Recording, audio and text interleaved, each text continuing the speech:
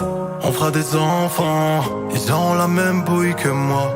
Si jamais c'est une fille, elle aura la même classe que toi. Près du cœur même loin des yeux, j'aime te savoir dans mes bras. Entre nous des fois c'est froid, mais ça.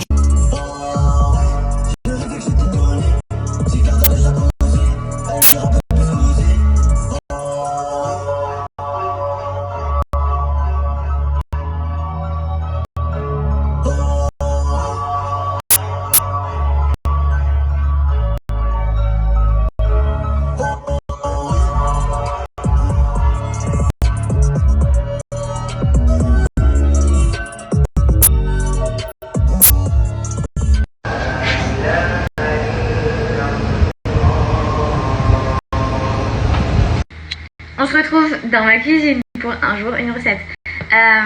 Vous êtes trop... Je regarde parce que je suis devant la fenêtre et je vois mon jardin et la piscine. Et il y a des chats qui squattent le jardin qui ne sont pas les miens. Bref, de toute façon c'est la maison des chats ici. Je vous ai dit, ouais, un jour une recette. Vous m'avez toutes dit... Qu'est-ce qu'ils foutent les chats? Vous m'avez toutes dit, on dirait que je surveille des enfants.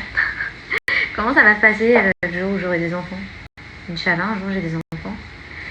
Et c'est plus les chats que je regarde comme ça, mais c'est plutôt mes enfants. Bref. Qu'est-ce qu'on disait? Je me suis perdue dans cette histoire. Ah oui, vous m'avez toutes dit, Fidji, j'espère que pendant le Ramadan, tu feras ça aussi, un jour une recette et tout. Je vais essayer, mais je vous avoue que pendant le Ramadan, faut que j'ai le temps.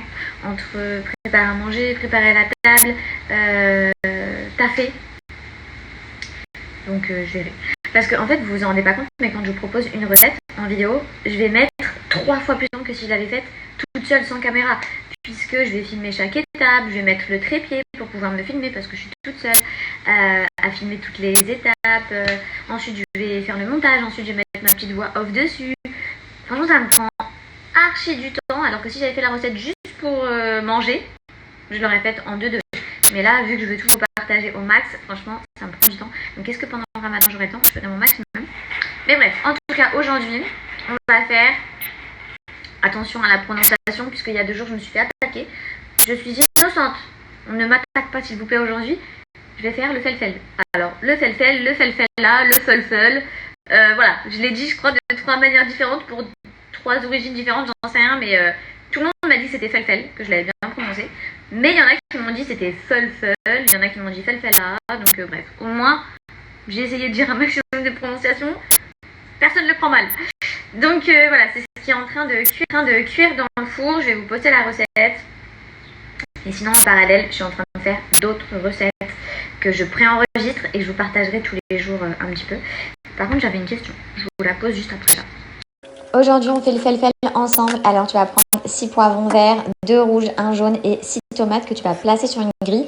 Juste en dessous, dans ton four, tu vas mettre une plaque avec du papier sulfurisé parce que une fois que les légumes vont craquer, ça risque de goûter un petit peu. Là, une fois qu'ils sont dorés, entre deux, je les ai retournés. On va venir décoller toute la peau. Ça part tout seul. Il faut vraiment pas qu'ils deviennent trop grillés, trop noirs, sinon la peau va se coller au poivron, les filles. Là, je vais venir le faire avec mon couteau, tous les pépins. Franchement, ça part tout seul. Ça se fait vraiment rapidement. Je vais répéter l'opération sur chacun de mes poivrons.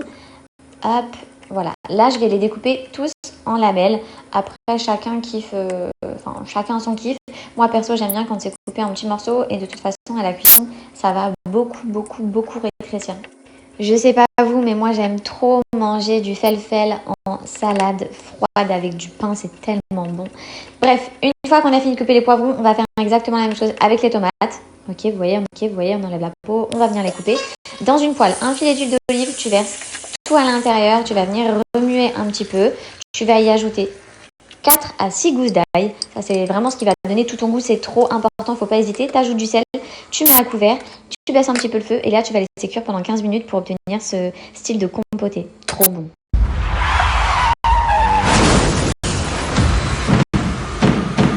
J'ai heurté quelqu'un. J'ai tué un homme, papa. Oui, je sais.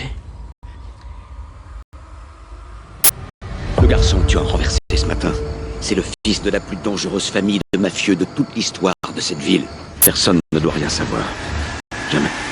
Qui que vous soyez, et où que vous soyez, d'être sûr, on vous retrouvera.